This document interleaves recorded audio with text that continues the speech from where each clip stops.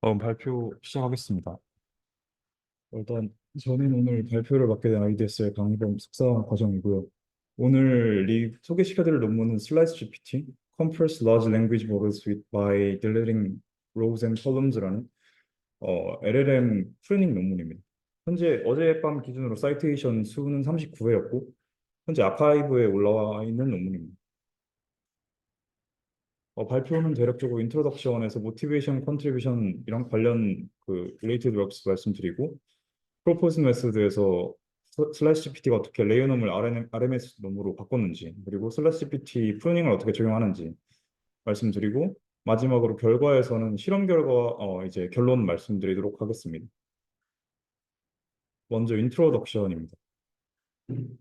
일단 본 논문의 모티베이션은 현재 널리 알려져 있다시피 이제 LLM이 굉장히 많이 사용되고 있으나 LLM 파운데이션 모델들이 너무 커서 이제 일반적인 GPU에서도 인퍼런스조차 힘든 상태입니다. 그래가지고 LLM 모델에 대한 효과적인 경량화 기법이 필요하다는 수요가 있습니다. 근데 이제 현재 뭐 경량을 위해서 퀀타이제이션이 주로 많이 사용되고 있지만 이제 노리지 디스틸레이션이나 아니면 프루닝 기법들도 사용이 되고 있습니다. 기존 LLM 프루닝 같은 경우 그냥 라이브한 프루닝을 적용하게 될 경우에 성능이 많이 떨어져서 그 성능을 이제 회복하기 위해서 리커버리 파인 튜닝을 일반적으로 요구를 하고 근데 어쨌거나 이 LLM이 인퍼런스 자체가 힘든데 트레이닝 버든은 얼마나 크겠습니까? 그래서 큰 트레이닝 버든이 필요하게 됩니다. 그래서 본 논문은 이제 리커버리 파인 튜닝이 필요하지 않은 프루닝 기법을 제안하고자 하는 수요가 있다고 판단을 했고 결과적으로 리커버리 파인 튜닝이 불필요한 LLM 프루닝 기법을 제안한다고 합니다.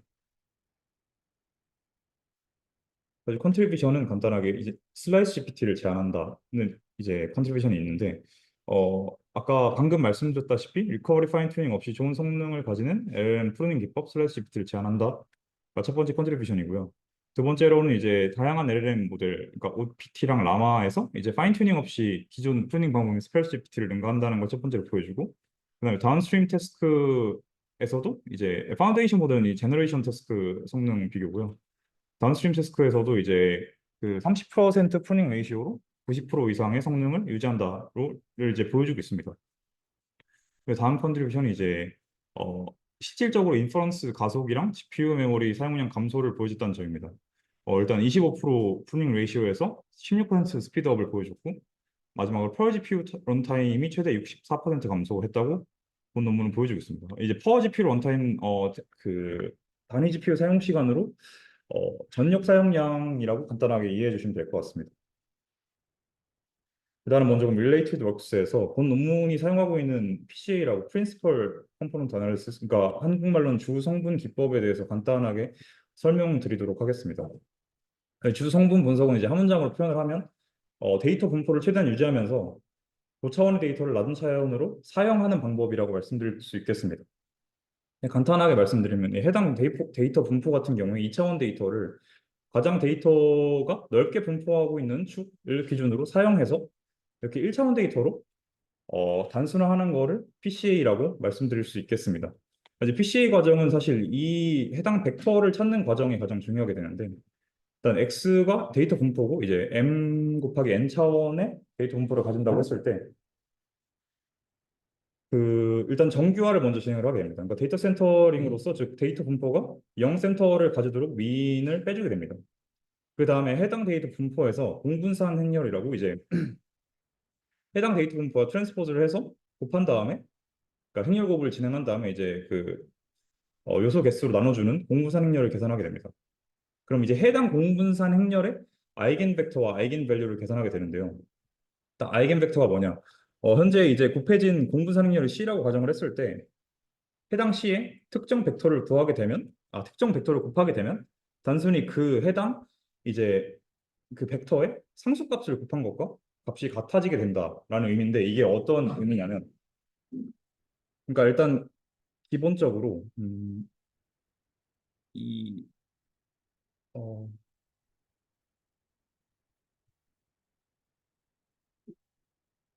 그러니까 일단 해당 벡터가 해당 분포를 가장 잘 반영하는 이제 값이라고 그러니까 값을 구한다고 보시면 될 것 같습니다. 그래가지고 사실 이제 그 공분산 행렬을 이 데이터 분포를 기반으로 수행을 했을 때, 이 데이터 분포 축에 대한 아이겐 벡터는 이쪽 방향이 될 것입니다.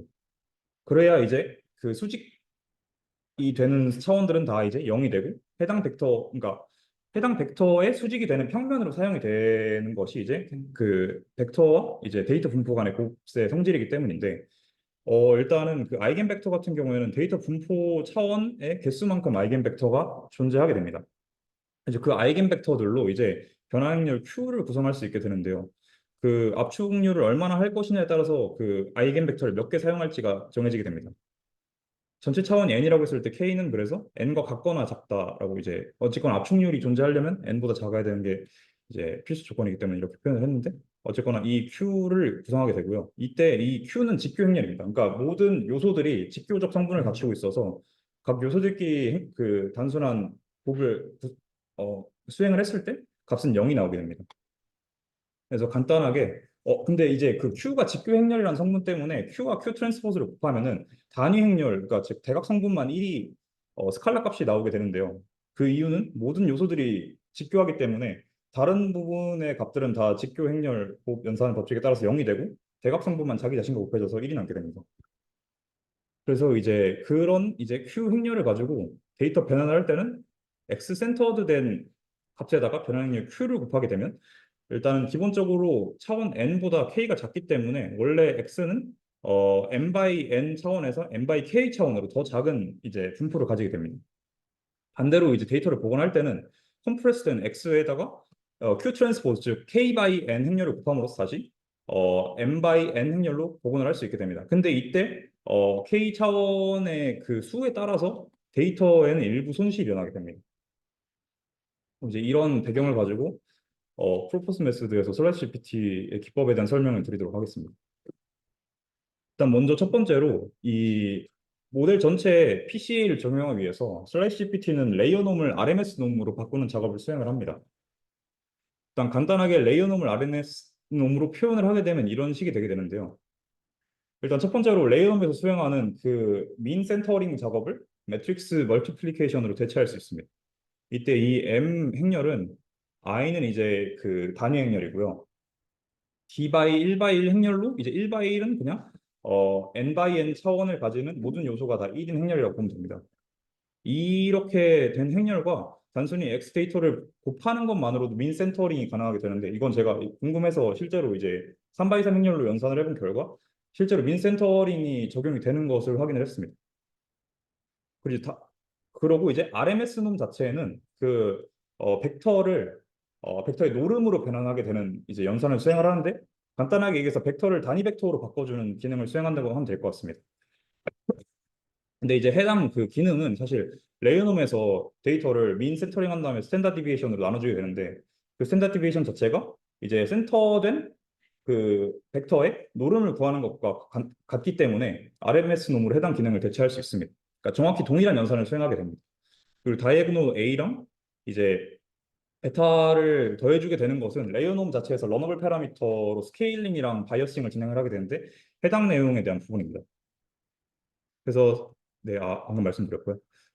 네, 그래서 어쨌거나 결론적으로 그 슬래시 GPT는 레이어놈을 RMS 놈으로 바꾼 다음에 해당 RMS 놈에서 나온 이 행렬곱 M은 전 리니어 레이어의 웨이트에 퓨징하고, 해당 다이애고널 러너블 파라미터 성분은 다음 레이어의 웨이트에 퓨징하는 방법으로 레이어놈을 완전히 제거하고 RMS 놈만 남기는 방법을 사용을 합니다. 그럼 왜 이 RMS 놈을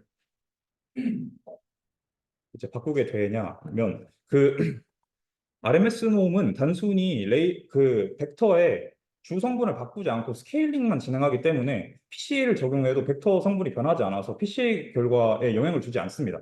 그래서 RMS 놈만 남기고 해당 그 모든 이제 그 모델을 이제 변환한다고 생각하면 될 것 같습니다. 다음에는 이제 PCA를 실제로 적용을 해서 슬라이싱을 진행하게 되는데요. 먼저 트레이닝 데이터 일부를 캘리브레이션 셋으로 이용합니다. 이것은 이제 PCA를 위해서는 인풋 데이터 일부가 필요해서 사용하게 되고, 캘리브레이션 셋으로는 1000개의 시퀀스를 사용한다고 논문에서는 이야기하고 있습니다. 아주 인풋 그 각 모듈에 이제 인풋을 이제 민해서 PCA를 적용해서 아까 말씀드렸던 컴프레션 매트릭스 Q를 계산하게 됩니다. Q는 하나의 페어가 이제 Q랑 Q 트랜스포즈 하나의 페어가 진행이 되게 되는데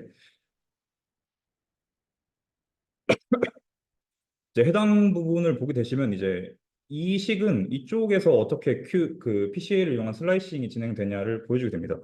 먼저 일단 인풋에다가 Q1을 곱해주게 됩니다. 이 Q1은 해당 자리의 인풋에 대한 PCA에 의해서 생겨진 컴프레션 매트릭스인데요.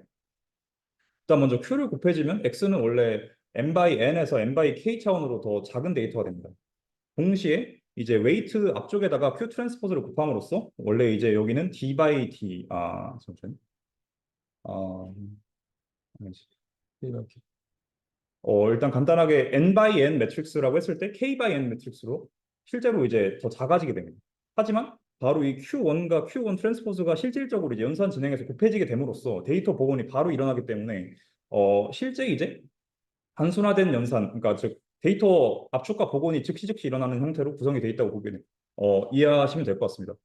이제 해당 연산의 설명은 여기까지고요. 다음 이제 RMS 논 부분에도 사실 실질적으로 동일하게 이루어지게 됩니다. 아까 말씀드렸던 민 시프팅 웨이트가 퓨징된 W0에다가 이제 Q2를 곱해주고 그 바로 이어지는 레이어에다가 Q2 트랜스포즈를 배치함으로써 즉 RMS 놈은 애초에 스케일링 작업만 진행하기 때문에 PC에 영향을 안 받죠. 그래서 실질적으로는 이제 리커버리가 동시에 일어나게 되는 식으로 그 연산이 배치가 되게 됩니다. 그리고 실제로 이제 Q 관련 파라미터들은 캘리브레이션에서 구해지고 그 다음에는 웨이트들의 퓨징이 되기 때문에 실질적으로는 더 낮은 차원의 데이터와 더 낮은 차원의 웨이트만 가지고 인퍼런스가 이제 진행이 되게 돼서 퓨징으로 이제 연산 코스트가 제거되고 실질적으로는 프루닝된 모델의 작동 방식과 동일해지게 됩니다. 그러니까 이렇게 이제 슬래시 GPT의 프루닝이 완료가 되게 됩니다. 그럼 이제 실험 결과랑 결론 말씀드리도록 하겠습니다. 일단 먼저 실험 세팅으로는 기본적으로 허깅 페이스 트랜스포머 기반으로 구현을 했다고 하고요. 이 데이터 그 PCA 연산을 할 때 데이터 타입을 그냥 기존 FP32로 진행을 하게 되면은 그러니까 정밀도가 떨어져서 더블 데이터 타입을 사용했다고 합니다. 근데 해당 이제 FP32로 했을 때 결과는 따로 어블레이션 더 추가적인 정보가 없어서 결과는 이제 표시를 하지 못했습니다. 캘리브레이션 데이터셋으로는 그게 위키텍스트2랑 알파카 데이터셋을 사용했다고 합니다. 모델은 OPT랑 라마2를 사용했고 나중에 파이라는 모델도 나오는데 약간 추가적으로 이제 진행한 실험 같습니다. 네, 프루닝 타임은 대략 3.5시간 정도 걸린다고 하고요. 이제 인퍼런스 하드웨어는 쿼드로 RTX 6000이랑 이제 A100, H100을 사용했다고 합니다. 일단 먼저 제너레이션 태스크 성능입니다. 일단 기본적으로 이쪽을 보시게 되면 모델 사이즈가 커지면 커질수록 프리닝 레이시오가 늘어나도 성능이 퍼플렉시티가 덜 이제 높아지는 모습을 볼 수 있고요. 근데 이제 OPT가 라마 2에 비해서 더더욱 그 성능이 잘 유지가 되는 경향을 보입니다. 그래서 본 논문은 이 문제를 이제 확인을 하기 위해서 각 모델들의 이제 PCA를 진행할 때 아이겐 밸류의 그 분포를 구해봤는데요. 전체적으로 OPT가 라마에 비해서 큰 아이겐 밸류를 보이게 됩니다. 근데 이 아이겐 밸류라는 게 해당 그 아이겐 벡터가 데이터 분포를 얼마나 잘 표현하냐의 의미이기 때문에 사실상 OPT는 아이겐 밸류들로 이제 데이터가 훨씬 더 잘 분포돼 있다. 좀 더 몰려 있다라고 말할 수 있고 그 따라서 이제 OPT가 그 PCA 기법에 더 좋은 성능을 보인다고 본 논문에서는 이야기하고 있습니다. 그리고 이 스펠스 GPT랑 비교를 했을 때는 거의 모든 이 스펠스 GPT가 이제 프리닝 레이시오 25와 동일한 비율을 가지게 되는데 일단은 아예 모든 태스크에서 다 좋은 성능을 보여주고 있는 것을 확인할 수 있습니다. 그리고 다음 이제 제로샷 태스크 결과인데요. 일단 해당 5개의 태스크의 민 액큐러시, 그러니까 평균 낸 액큐러시를 측정해서 테이블링 하였습니다. 현재 OPT 모델에서 그 프리닝 레이시오 30%로 이제 무시 가능한 거의 0. 몇 프로 정도 정확도 드랍을 보였고요. 라마의 경우에는 아까 말씀드렸듯이 정확도 드랍이 좀 큰데 이제 또 얘네가 어쨌거나 이걸 좀 극복하는 모습을 보여주고 싶어서 리커버리 파인 튜닝을 사용해서 어느 정도 정확도가 회복 가능하다는 걸 이제 아래쪽에서 보여주었습니다.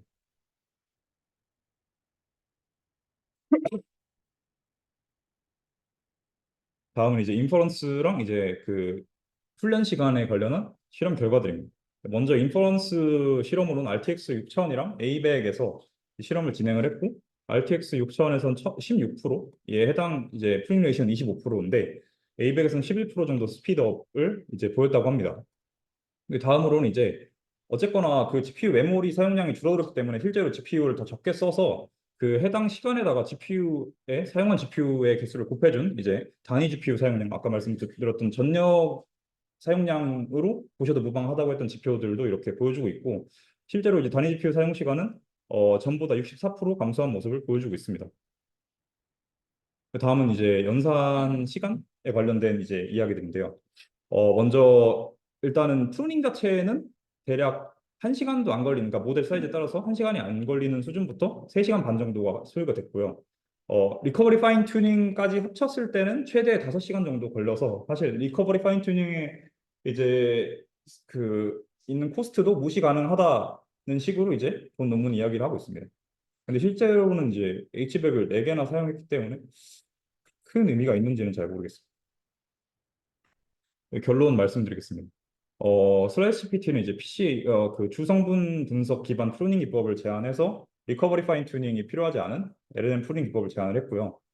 실제로 이제 캘리브레이션 시간은 굉장히 적고 리커버리 파인 튜닝을 진행한다고 해도 좀 적은 시간을 사용했다라고 또 얘기를 하고 있습니다. 네, 마지막으로 25% 이제 하드웨어 인퍼런스의 경우에는 25% 프루닝 레이시오에서 16% 스피드업을 보여주고 GPU 단위 GPU 런타임은 최대 64% 감소된 모습을 보여주었습니다. 이상입니다. 질문 있으실까요?